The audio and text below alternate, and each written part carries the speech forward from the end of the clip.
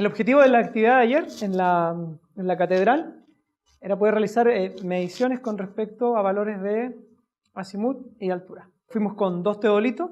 Creo que gran parte de los compañeros tuvieron la oportunidad de acercarse al aparato y ver cómo funcionaba, ¿no es cierto? Básicamente lo que se hace es nivelar el instrumento y utilizar como un punto de referencia, ya sea un muro en relación a un horizonte dado, ¿no es cierto? Lo que no pudimos hacer ayer, y por eso traje la fotografía, es poder proyectar la luz, o sea, la luz del sol, el disco solar, sobre una superficie plana y lo más clara posible. Se centran los hilos de la luneta y si recuerdan teníamos en la mano el GPS, ¿no es cierto? Entonces con el GPS tomamos el valor del tiempo y en ese momento el teodolito se deja inmóvil para poder realizar las mediciones. Lo que les expliqué un poquito, el sistema de registro implicaba primero tomar la posición geográfica del punto en el cual estamos trabajando, poner siempre la fecha y implica tomar 3 mediciones de sol. ¿Qué implica esto? Que se observa el sol, se gira el instrumento hacia el punto de referencia que queremos medir, completas el giro hacia el sol nuevamente y luego te regresas para completar siempre un giro de 360 grados. La idea es tomar 3 puntos de horizonte o 3 líneas paralelas a un muro o 3 lo que sea para poder saber si nuestro instrumento está calibrado o no. Si tú miras, o sea, si tú mides el sol y el punto, el sol y el punto, el sol y el punto, el sol necesariamente va a cambiar, porque eso se va moviendo, ¿no es cierto? Se va a cambiar nuestro valor de altura y azimut. Ahora un detalle, estos valores de altura y azimut no son reales, porque el instrumento lo instalamos de manera arbitraria. Lo único que podría estar relativamente cerca es el valor de la altura, dependiendo del fenómeno de refracción, por supuesto. Entonces, la idea es tomar 3 medidas de la línea, el punto de horizonte o lo que queramos medir, y la idea es que nos salga 3 veces lo mismo. Ya sabemos de que nuestro instrumento está funcionando correctamente. Generalmente se utiliza la mañana para trabajar por un tema práctico. Casi todos los teodolitos trabajan con una inclinación menor. Puedes trabajar hasta los 70 grados más o menos, 60 grados de altura. ¿Por qué? Porque como utilizamos una especie de, básicamente un telescopio pequeño, al momento en cual el sol sube demasiado ya no puedes realizar el ejercicio. Hay unos adaptadores que se utilizan y que se ponen en la parte de acá, entonces puedes utilizar el teodolito hasta tener la posición del cenit. También por un tema de tiempo, siempre es preferible trabajar entre la salida del sol, que puede variar entre las 6 y las 8 y algo de la mañana, hasta las 10:30. Y eso te permite tomar una buena foto de la salida del sol, identificar un marcador de horizonte si es que existe, y tener el tiempo suficiente para poder registrar el horizonte en sus 360 grados. Ahora bien, acá siempre me han hecho la misma pregunta. ¿Qué puntos debo medir y qué puntos no? En realidad, si yo mido todas las inflexiones y todos los picos prominentes de las montañas, a lo mejor voy a encontrar fechas astronómicas en todas partes. Por eso es importante entender el contexto cultural y saber hacia dónde estamos mirando y en qué fecha más o menos. Por ejemplo, en este caso, que este rincón de las Chilcas, donde trabajó acá también Jorge, hay una montaña que es súper importante para las comunidades locales. Y existía el antecedente directo, además de que existe arte rupestre en esta zona, de que la luna tenía una posición cercana a este pico. Entonces lo que fuimos a hacer ahí en ese caso fue ir a tomar el registro del asunto. La ficha de registro es súper sencilla. En realidad uno trabaja generalmente, por lo menos en mi caso, con un rasgo arquitectónico, que puede ser una plataforma, un muro, un vano de acceso o lo que sea. Debes poner siempre la provincia y el país donde estás trabajando para poder conocer el GMT, la fecha y los valores de la ubicación en latitud, longitud y metros sobre el nivel del mar.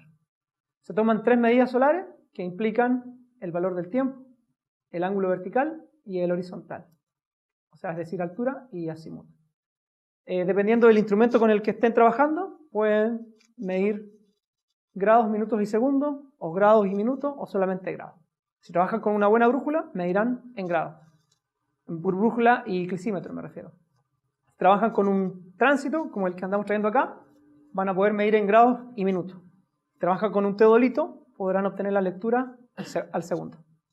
Entonces, es bastante aceptable trabajar con un margen hasta de 30 minutos de arco, o sea, la mitad de un grado. Yo trabajo con lectura al minuto, pero no siempre es tan necesario. Y luego deben identificar un punto en el horizonte que va a ser siempre el mismo, que viene siendo nuestro punto 1. Entonces la lógica va así. Miden el sol utilizando el método indirecto, miden el punto. Completan el círculo y vuelven al sol. Luego regresan, miden el punto, vuelven al sol y así hasta que completan 3 vueltas dando giros completos. Lo que se hace posteriormente es elegir la mayor cantidad de puntos relevantes posibles dentro del horizonte cercano, en el caso de que sea necesario, o medir todas las paredes de una iglesia, por ejemplo, como lo hicimos ayer. O sea, idealmente se debe medir el eje de simetría, que viene siendo la línea con la que tú enfrentas al altar, la perpendicular de alguna de las paredes y el ábside, que viene siendo la parte alta. Y luego lo que se hace es reconstruir una imagen que puede ser parcial o completa de lo que es el horizonte. Yo generalmente lo que hago, pongo el norte en el centro y desplazo el sur hacia los extremos. Y lo que se hace acá es, a partir de los valores de altura y azimut, calcular el valor de la declinación, que lo hablamos el otro día, que es la distancia angular con respecto al ecuador celeste. Y este valor de la declinación, en el caso del Sol, nos dará fechas astronómicas. Entonces podemos llegar a determinar cuándo el Sol está acá, acá, acá, para los momentos de salida, y acá para el momento de la puesta.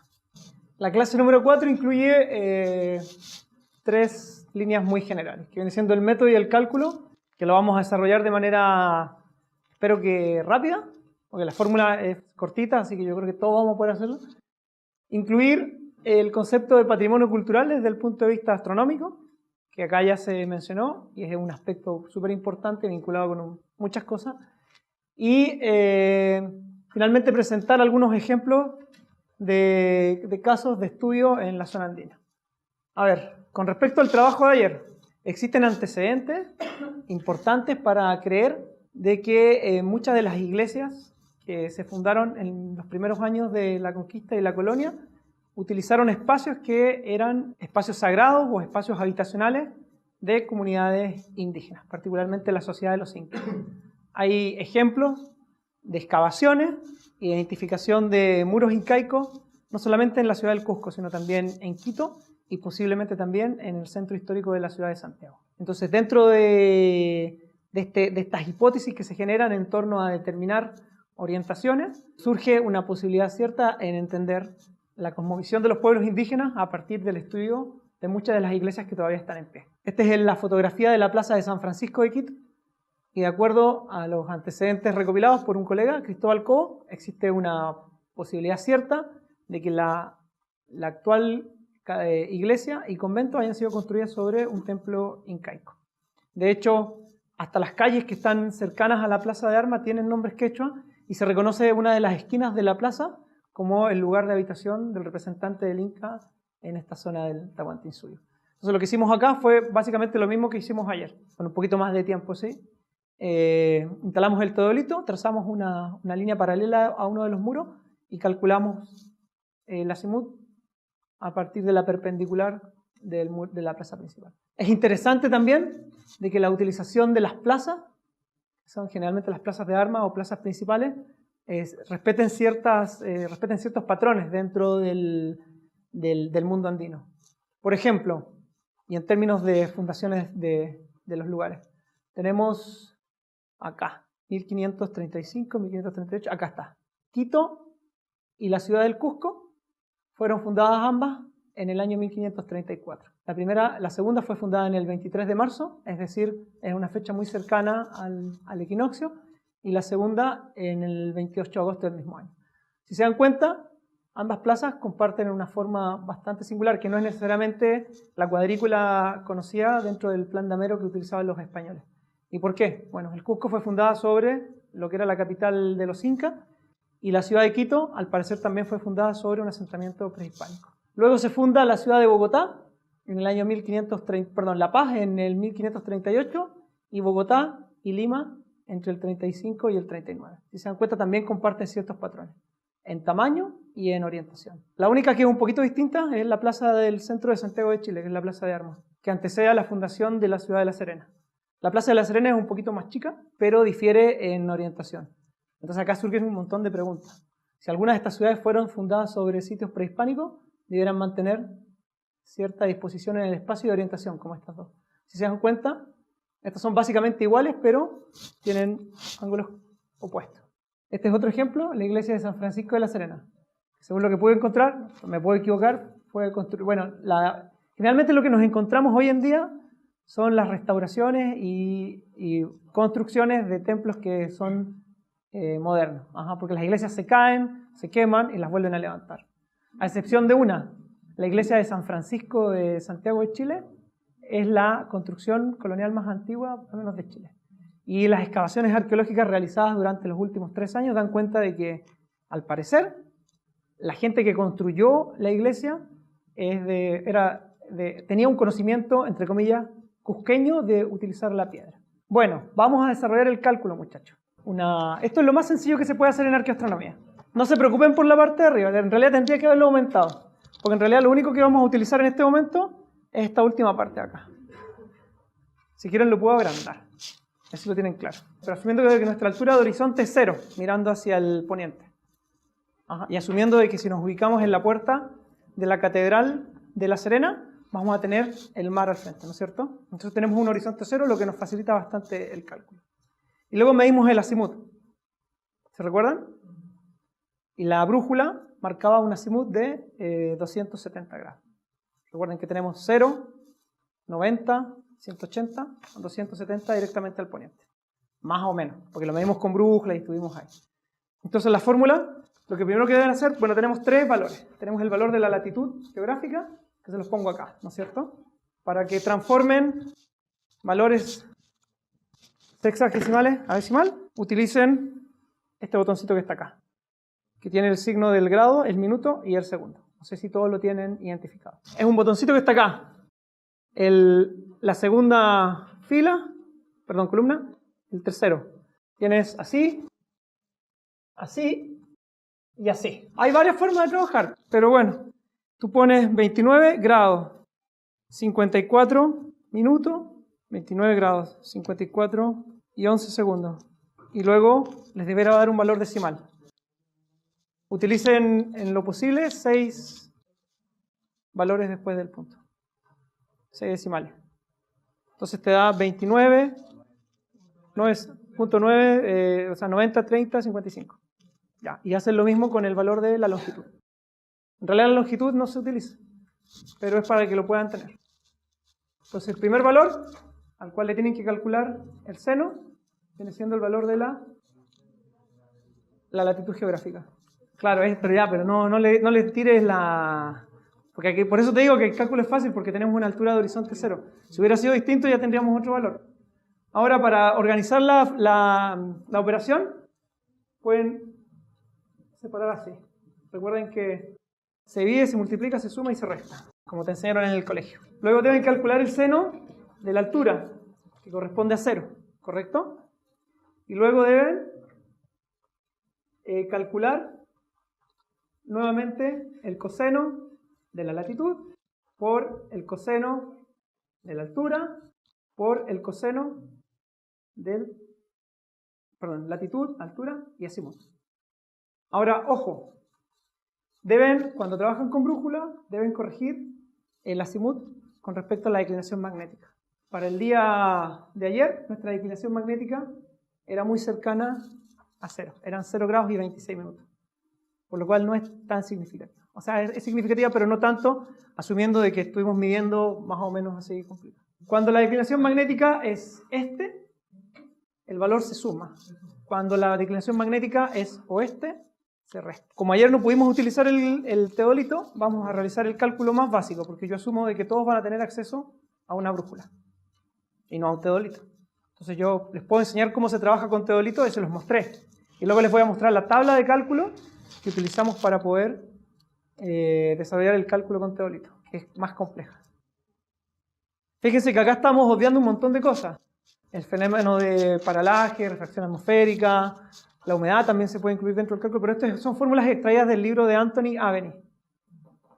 Y de las fórmulas que utiliza Clive Ruggles. Entonces, les voy a mostrar cómo se calcula la declinación magnética, para que me crean.